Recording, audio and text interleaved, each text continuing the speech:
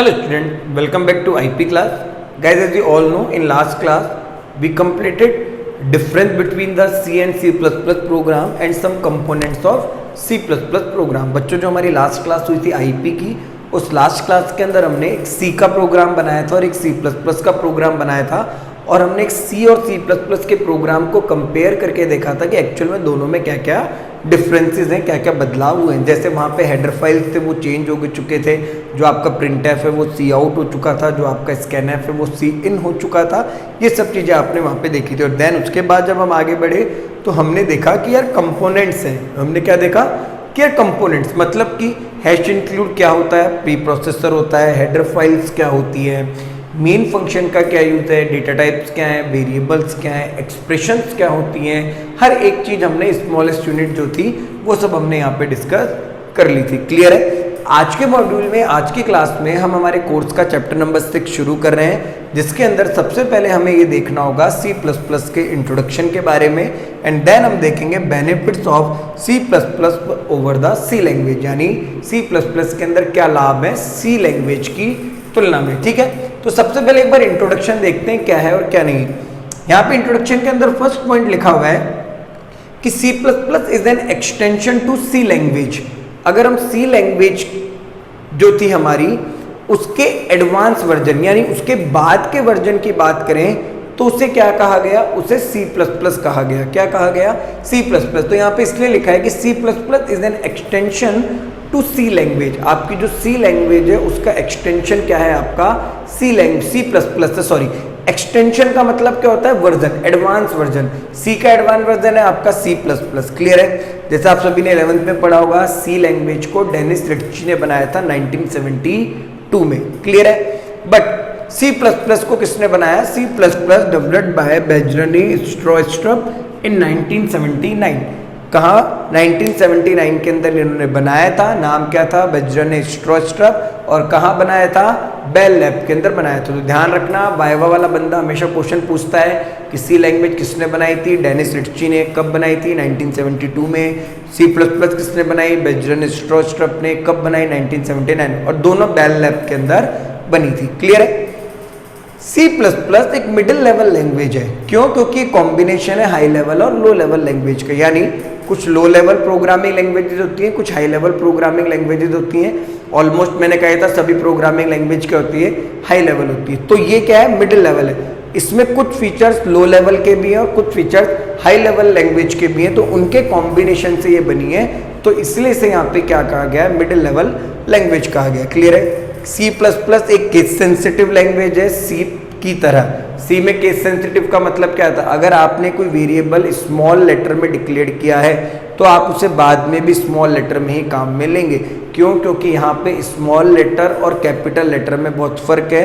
दोनों का मतलब अलग होता है, दोनों को आपको अलग तरीके से समझना होता है और कंप्यूटर के भी दोनों का मीनिंग अलग समझ आता है। स्मॉल ए का मीनिंग और कुछ है, कैपिटल ए का मीनिंग कुछ और कुछ है। तो केस सेंसिटिव है। आपने अगर स्मॉल लेटर में किया है पूरा काम तो स्मॉल होगा। आप हमेशा ध्यान रखो यार, आपको जब भी कोड करना है ना तो आपको हमेशा स्मॉल लेटर में ही करना है। क्लियर है। ऑब्जेक्ट ओरिएंटेड प्रोग्रामिंग है। मैंने आपको फर्स्ट क्लास में बताया था कि C++ एक ऑब्जेक्ट ओरिएंटेड प्रोग्रामिंग है जिसमें हम रियल वर्ल्ड चीज़ों को प्रोग्रामिंग के अंदर इम्प्लीमेंट करने की बात करते हैं। जैसे इनहेरिटेंस जैसी चीज़ों को हम लेके आते हैं, एनकैप्सुलेशन को हम लेके आते हैं, तो वो सब चीज़ें यहाँ पे ऐड होती जाती है। क्लियर है। C++ के अंदर क्या बेनिफिट है over the C language? C की तुलना में C++ में क्या लाभ है?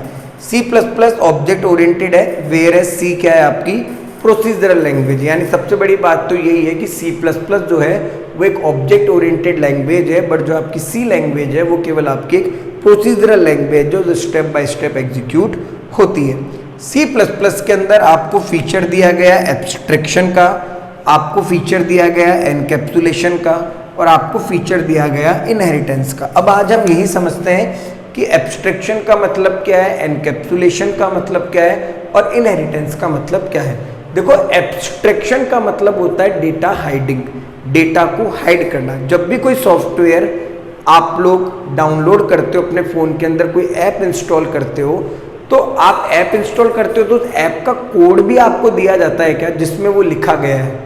नहीं दिया जाता ना। एक्चुअल में यूजर को वही चीज दी जाती है जो उसके रिक्वायरमेंट की है।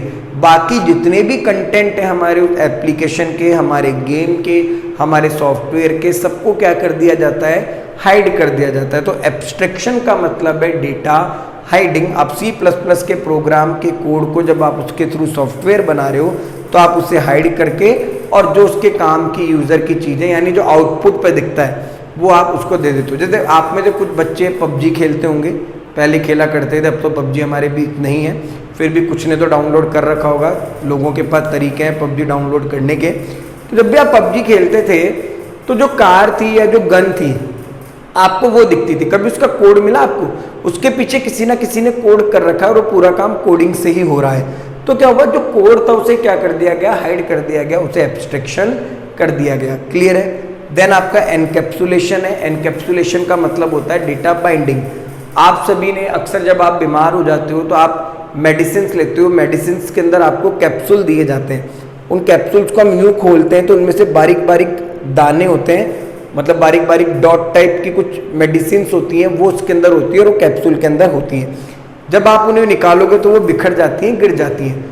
आप एक दिन इमेजिन करो, अगर वो इतनी इतनी बारीक बारीक जो दवाइयाँ हैं अगर उन्हें रैपर में डाल दें और हम उन्हें रैपर से बाहर निकालें तो सीधी सी बात है वो गिर जाएंगी, वो वेस्ट हो जाएंगी। तो कंपनी क्या करती है, उन सबको उस कैप्सूल के अंदर डाल देती है। उसी प्रोसेस को हम कहते हैं एनकैप्सुलेशन। क्या कहते हैं? एनकैप्सुलेशन। आप अलग अलग प्रोग्राम बना रहे हो, आप अलग अलग जगह डेटा लिख रहे हो, अब आप उन्हें एक साथ क्या कर सकते हो, बाइंड कर सकते हो, एक साथ जोड़ सकते हो। उसी प्रोसेस को हम क्या कहते हैं, एनकैप्सुलेशन कहते हैं। क्लियर है? इनहेरिटेंस। इनहेरिटेंस का मतलब क्या होता है? आपने देखा होगा अक्सर पेरेंट्स की कुछ आदत बच्चों के अंदर होती है, वो क्योंकि पेरेंट्स से मिला हुआ एक इनहेरिट फीचर होता है। तो यहाँ पे क्या है, इनहेरिटेंस भी वही काम कर रहा है। आप एक बार अगर कोई क्लास बना रहे हो, उस क्लास में लिखा हुआ कोड आप किसी दूसरी क्लास के अंदर काम में ले सकते हो, उस प्रोसेस को हम कहते हैं इनहेरिटेंस। जिस क्लास का कोड दूसरी में गया है उसे पेरेंट क्लास कहते हैं और जिसमें कोड जा रहा है वो आपकी चाइल्ड क्लास है। इन सब पे हमें चैप्टर दिए हुए आगे, जब आप आगे चैप्टर पढ़ोगे ना 7, 8, 9, 10, 11, 12 तक, तो आपको ये सब टॉपिक चैप्टर्स के अंदर मिलने वाले हैं। जैसे इनहेरिटेंस पे चैप्टर नंबर 12 है, ऑपरेटर ओवरलोडिंग पे चैप्टर नंबर आपका 11 है, फंक्शंस पे आपका चैप्टर है, चैप्टर नंबर 8 है। ठीक है, अब आगे देखिए, ऑपरेटर ओवरलोडिंग मिली हमें C++ में, फंक्शन ओवरलोडिंग मिली, ये हमारे C लैंग्वेज के अंदर नहीं थी। अब ये ऑपरेटर ओवरलोडिंग क्या है? एक ऑपरेटर से कुछ ज़्यादा टास्क कराना, कुछ ज़्यादा काम करवाना, उसे ओवरलोड करना क्या कहलाता है? ऑपरेटर ओवरलोडिंग कहलाता है। और किसी फंक्शन से एक प्रोग्राम में एक से ज़्यादा काम करवाना क्या कहलाता है? फंक्शन ओवरलोडिंग कहलाता है। यानी अगर आपने ऐड नाम का कोई फंक्शन बनाया है,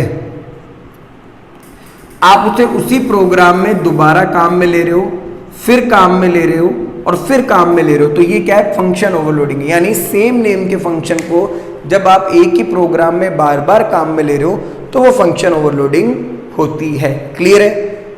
आप C++ के अंदर वेरिएबल को कहीं भी डिक्लेयर कर सकते हो जहां पे आपको उसकी रिक्वायरमेंट है। Variable declared anywhere where we want to work, जहां पे हमें उसकी जरूरत पड़ेगी।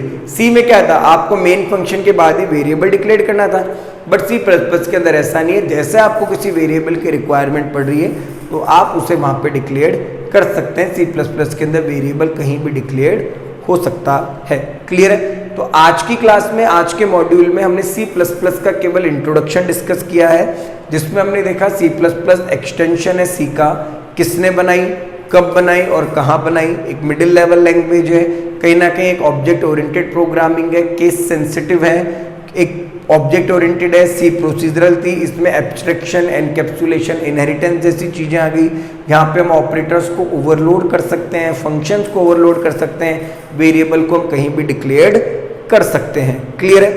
अब जो नेक्स्ट क्लास होने वाली है हमारी, तो ये देख इंट्रोडक्शन की क्लास है। अब नेक्स्ट जो हमारी क्लास होने वाली है उसमें हम छोटी छोटी चीज़ों के बारे में, जो टोकन्स आपने 11th क्लास में पढ़े होंगे, टोकन्स क्या है? टोकन्स हमारे एक प्रोग्राम की स्मॉलेस्ट यूनिट है जिनसे मिलके हमारा C या C++ का प्रोग्राम बनता है। तो हम टोकन्स के बारे में डिस्कस करेंगे। देन फिर हम डेटा टाइप के बारे में डिस्कस करेंगे। अभी तक आपने प्रिमिटिव, इंटीजर, कैरेक्टर, फ्लोट जैसे डेटा टाइप पढ़े हैं। अब आपको खुद को ही सीखना है कि आप खुद अपना डेटा टाइप कैसे बना सकते हो, वो सब चीज़ें हम डिस्कस करेंगे हमारी आने वाली क्लासेस। आई होप आप सभी को C++ का इंट्रोडक्शन और उसके बेनिफिट समझ आए होंगे। Okay students, thank you.